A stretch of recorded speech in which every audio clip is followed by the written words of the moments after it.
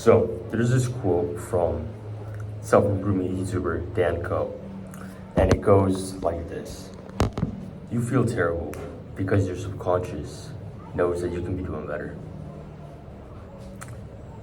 Do you ever realize that anytime you're doing a bad habit, anytime you just scroll on TikTok or YouTube Shorts or something, that you procrastinate, you do whatever it is that you know that you shouldn't be doing, you're doing everything else but the thing that you know that you need to do, you feel like crap because you're not living up to full potential. I'm gonna be so real here. Literally 5 minutes ago, I was scrolling on YouTube Shorts for like the past hour, watching like some fitness YouTuber guy, Brody Shreds, if you know him. Freaking awesome skits. I love his videos. But I just kept feeling worse and worse and worse. And sure, that has to do with the chemical components in the brain and dopamine and neurotransmitters and everything. But this quote really just does envision it all.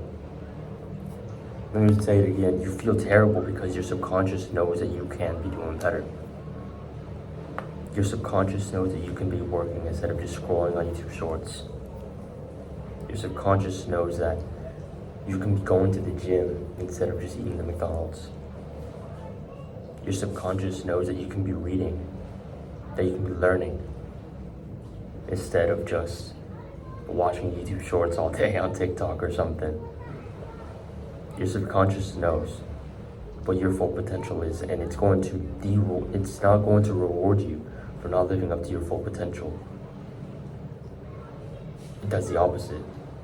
It takes something away. It takes that zest for life, that drive away, so that you feel depleted, so you feel lazy, so you feel dumb, so you feel lackluster, so you feel dull, so you feel nothing. You feel bad. You feel like crap.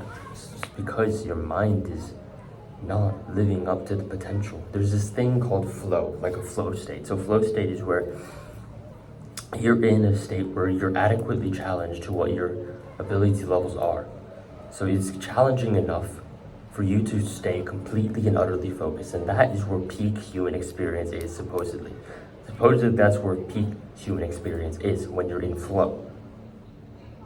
Working on a challenge, working on a challenge that is adequately challenging for your skill level, right? That's where peak human experience is, supposedly.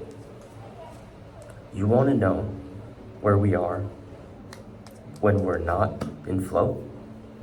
When we're doing things that we know we shouldn't be doing, when we're doing things that our subconscious knows are bad? It sends us down the downward spiral of nothingness. It sends us down. It sends us to the unknown. It sends us to a darker place. Because when you're in flow, there's no thoughts in your head. You're just working on that thing, right? You're focused. But when you're not in that flow, and when you're instead indulging in those bad habits, when you're indulging in the instant gratification, your subconscious knows that you can be doing better, so it punishes you by making you feel worse about yourself, about your life, about your circumstances. So you feel inadequate. You have imposter syndrome. You feel like nothing you do can ever live up to anything else.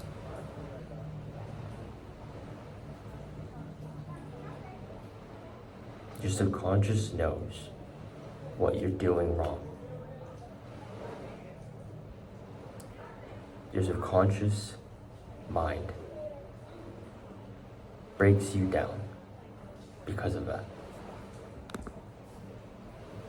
Your subconscious knows that you can be doing better than you are. Your subconscious knows that you can be doing better. That's the first step in change. To realize that your mind knows that you can be doing better.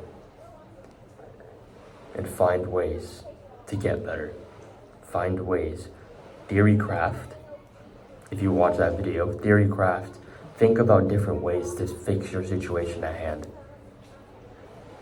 I'll get into this in a separate video about the 5 steps to habit change, or the 5 steps to change. The 5 steps of Kaizen.